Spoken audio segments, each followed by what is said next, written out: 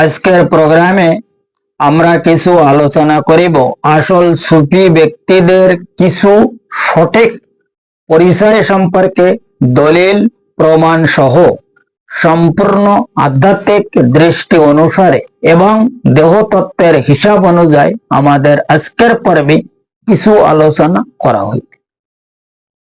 কারণ উক্ত মহা কঠিন সেই রুহানি বিষয়কে যদি সঠিকভাবে উপলব্ধি করা যায় তবে বর্তমান জামানার প্রত্যেক মানব গোষ্ঠী উপলব্ধি করিতে সক্ষম হইবে আসল সুফি ব্যক্তিদের কিছু সঠিক রুহানি পরিচয় সহ আমাদের এই সুফি তত্ত্ব টিভি অনুষ্ঠানের হাকিকত সম্পর্কে প্রত্যেক ব্যক্তি আরো বহু এলেম অর্জন করার জন্য সঠিক রুহানি হিসাব অনুযায়ী এবং বাতিনি তালিম অনুসারে অবশ্যই সক্ষম হইতে পারিবে ইনশাআল্লাহ তাআলা। কাজেই এখন উপলব্ধি করার বিষয় হইল আসল সুফি ব্যক্তির কিছু সঠিক রুহানি পরিচয় সম্পর্কে। কারণ উক্ত আসল সুফি ব্যক্তিগুণের পরিচয় হইল মুখ জবান বন্ধ অবস্থায় যাহাদের দিল কিংবা কলব অর্থাৎ অন্তর সেই মহান আল্লাহ পাকের ইসমে আজম অর্থাৎ আল্লাহু আল্লাহু আল্লাহু জিকির করে, সেই সমস্ত ব্যক্তিগুণকে আসল সুফি বলে। যার কারণে সেই মহান আল্লাহ পাক প্রত্যেক মানব গোষ্ঠীগুণকে সঠিকভাবে সতর্ক সহ সূরা রাদের 28 নম্বর আয়াতে তিনি খোদ ইরশাদ ফরমায়া, আমি ইমানদার তাহাদের মানি যাহাদের দিল কিংবা কলব অর্থাৎ অন্তর সর্বসময় আমার জিকিরে মশগুল থাকে। যার কারণে সেই মহান নবী পাক সালাতুস সালাম তার সেই মহাওয়াসিম জবান মোবারকে তিনি এক হাদিসে ইরশাদে ইগ্রামিন ফরমায়া, আল ঈমান বাইনাল খৌফ ওয়ার রিজা, অর্থাৎ কালে রাসূলুল্লাহ সাল্লাল্লাহু তাআলা আলাইহি ওয়াসাল্লাম এই হাদিসে ইগ্রামিন ফরমায়া যে মানব গোষ্ঠীর ঈমান হইল এমন এক বস্তু যাহা ভয় এবং ভরসার মাঝখানে টগবগ করিতেছে, টলমল করিতেছে। কারণ কি, একধারে হইল ভয় আর একধারে হইল ভরসা, এই মাঝখানে হচ্ছে ঈমান।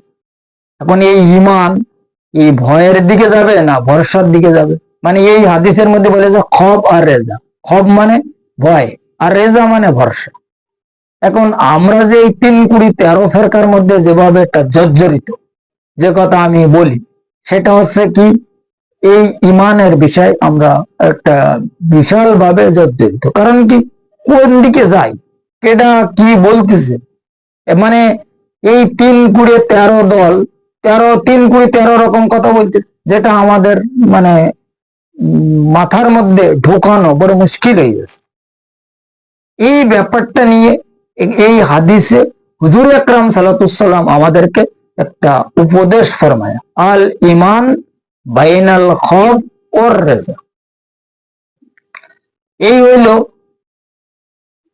আসল সুফি ব্যক্তিদের সামান্য কিছু রুহানি পরিচয় এবং আমাদের সুফি তত্ত্ব টিভি অনুষ্ঠানের আসল হাকিকত, যাহা প্রত্যেক মানব গোষ্ঠীর পরিষ্কারভাবে উপলব্ধি করার প্রয়োজন আছে বলে আমার ধারণা। কারণ কি, বর্তমান সময় সমাজের মধ্যে সুফিদের যে ভিড়, সে ব্যাপারে আমরা তো সবাই বুঝতে পারতেছি, এসব প্রসঙ্গে আলাপ আলোচনা করার দরকার আসে।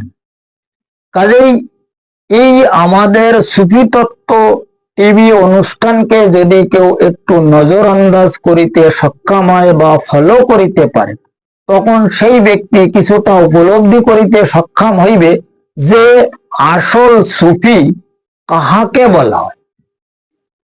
আসল সুফি হতে গেলে অনেক সমস্যা আছে, আর যে সমস্যাটা হইল কি, মুখ জবান বন্ধ অবস্থায় যদি কারোর দিল কিংবা কলব অর্থাৎ অন্তর সেই মহান আল্লাহ পাকের জিকিরে ইসমে আজম জিকির করিতে সক্ষম হয়, ওই ব্যক্তিকে আসল সুফি বলা যাইবে, নচেত আর অন্য কারোর সুফি হিসাবে মানে দাবি করা যাবে না।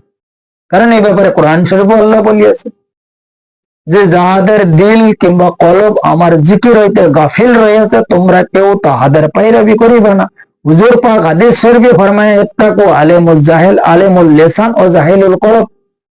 এই জাহেল আলেম হচ্ছে তাহারাই যাহাদের দিল মূর্খ।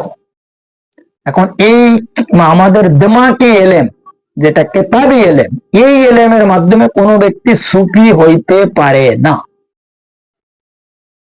কারণ হচ্ছে কি, সুফি ব্যক্তির পরিচয় সম্পর্কে হযরত মাওলানা জালালউদ্দিন রুমি রহমাতুল্লাহ আলাইহি ওনার এক কলে মোবারক রয়েছে, এক জামানা সোহবতে আউলিয়া বেহতার আজ সদ সালে তাদবেরি। এখন তিনি বলতে চাচ্ছে, যে ব্যক্তি আউলিয়ার সহবতে এক মুহূর্ত মানে তাহার সহবতে এক মুহূর্ত কাটাইতে সক্ষম হয়েছে, সেই ব্যক্তি যদি 101 বৎসর ইবাদত করিয়া যে সমস্ত নেকি অর্জন করিবে, সেই নেকি সে এক মুহূর্তের মধ্যে পাবে।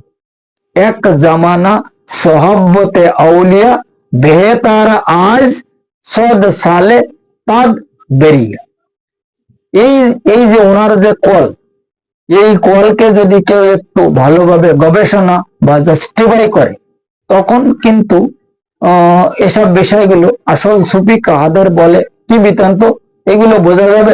তখন কোনো ব্যক্তির ব্যক্তিগত আইডিওলজি আর কাজ করবে না।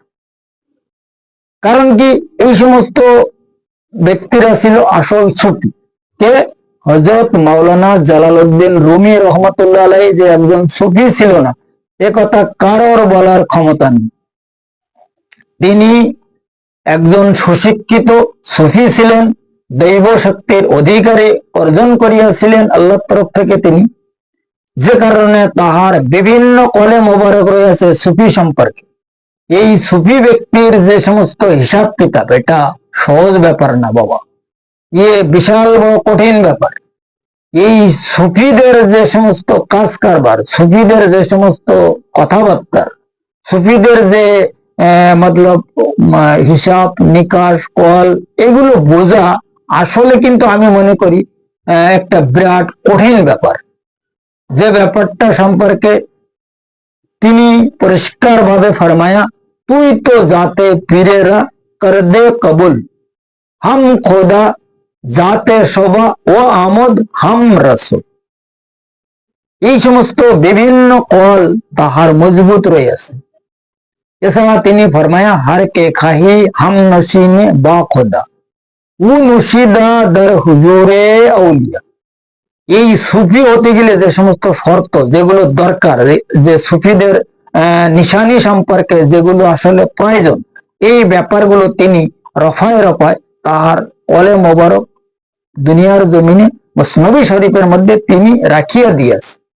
এখন এর পরও যদি কোনো ব্যক্তি কেতাবের মাধ্যমে সুফি হিসাবে দাবি করে, সেটা তাহার ব্যক্তিগত মতিভ্রম। এই মতিভ্রম কেউ কাটাইতে পারবে না। কারণ যতক্ষণ পর্যন্ত আধ্যাত্মিকের হিসাব কিতাব অনুযায়ী আমরা আধ্যাত্মিকের যে কানুন স্পিরিচুয়াল যেটা আমাদের মধ্যে রাখা আছে, এটার ব্যাপারে যতক্ষণ ফিজিক্যালের হিসাব কিতাব বাহির করিতে না পারিব, ততক্ষণ পর্যন্ত আমরা যদি কেউ সুফি হিসাবে দাবি করি, আমাদের সম্পূর্ণ ভুল হইবে। কারণ এখানে spiritual development and physical research society, এই সোসাইটি সেটা হচ্ছে কি, আমাদের এই ভিতরে যে রুহানি ফাংশন আছে, এটাকে বলা হয়েছে সোসাইটি। ফিজিক্যালের মধ্যে যে সমস্ত রুহানি ফাংশন আছে, যে সমস্ত সোল রাখা আছে, এই ব্যাপারটা যদি আমরা সঠিকভাবে উপলব্ধি করিতে সক্ষম হইতে পারি, তখনই আমরা একজন দার্শনিক হিসাবে দাবি করিতে সক্ষম হই। দার্শনিকত সোজা ব্যাপার না। দার্শনিক হইতে গেলে অনেক বিষয় আছে। আমরা যে কিছু আধ্যাত্মিক কিতাব পড়ি, কোন একজন আধ্যাত্মিকবিদের কাছে কিছুদিন সম্পর্ক করি, আমরা বিশাল বড় দার্শনিক হয়ে গেলাম, এটা কথা না। এখানে কিছু আরো কথা আছে। যে কথা হচ্ছে কি, একটা হচ্ছে প্র্যাকটিক্যাল, আরেকটা হইলো থিওরিক্যাল।